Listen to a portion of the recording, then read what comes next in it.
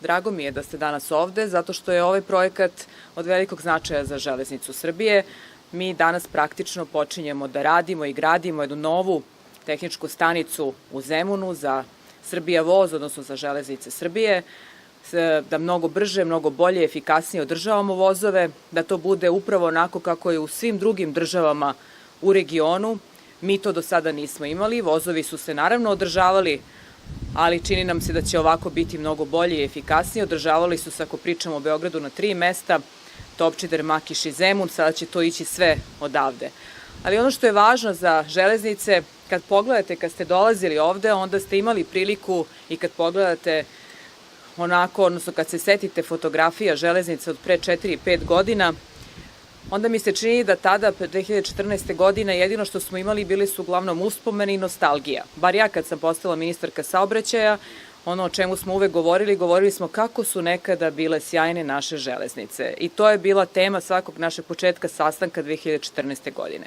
Danas, negde rekla bih već u 3. kvartalu 2019. godine, mi možemo da kažemo da gotovo 800 km pruga će do 2020. godine potpuno biti rekonstruisano, što je možda u jednom trenutku 2014. bilo nekako daleko, u mislima gotovo nemoguće. Mi možemo kažemo Srbija konačno u regionu, u ovom delu Evrope, gradi jednu brzu prugu između Beograda i Budimpešte, da su železnice postale strateški interes, strateški važne za našu zemlju i za našu ekonomsku politiku, to znači važnije su od izgradnje autoputeva i da sve što radimo ulažemo ne samo u pruge, ne samo u infrastrukturu. Preko 200 miliona evra smo uložili u kupovinu novih vozova i uložit ćemo još 100 miliona evra za nove vozove, ali isto tako hoćemo da ulažemo i u ljude.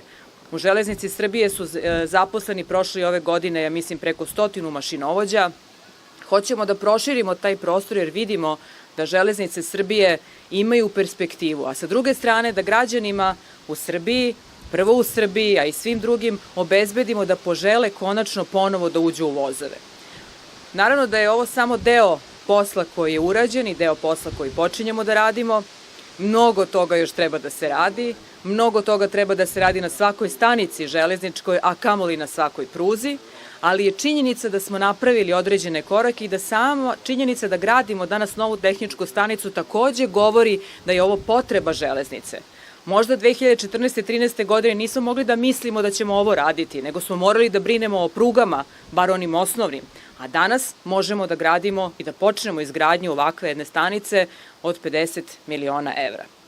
Dakle, posebno želim da se zahvalim opštini Zemun, zato što ovakvi projekti, gde god da se rade na teritoriji Srbije i šta god da radimo, evo sada u Beogradu, ne može da se radi samo u odnosu između železnica i između vlade Srbije. Jako nam je važna lokalna samouprava i pre svega zahvalnost predsedniku opštine na svemu što je urađeno da bi mogli da počnemo danas radove, da cela ona procedura administrativna ne bi trajala mnogo duže. S druge strane, poruka direktorima železnice da moraju da budu mnogo efikasniji, da još više vode računa o svemu onome što se radi. Dakle, država daje novac, milijarde evra su vredne investicije koje su trenutno, koje se izvode na teritoriji Republike Srbije, a tiču se železnica.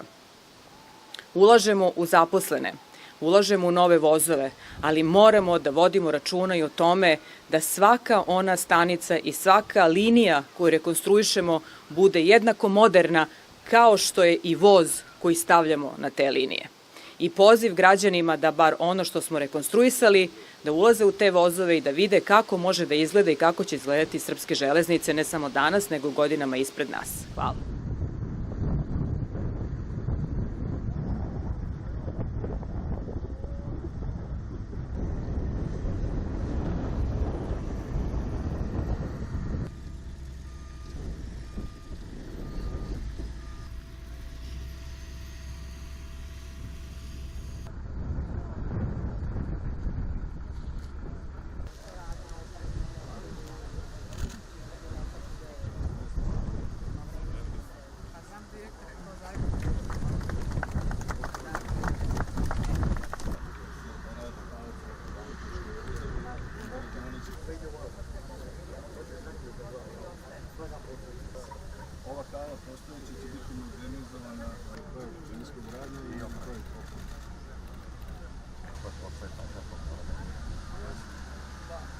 razvoj.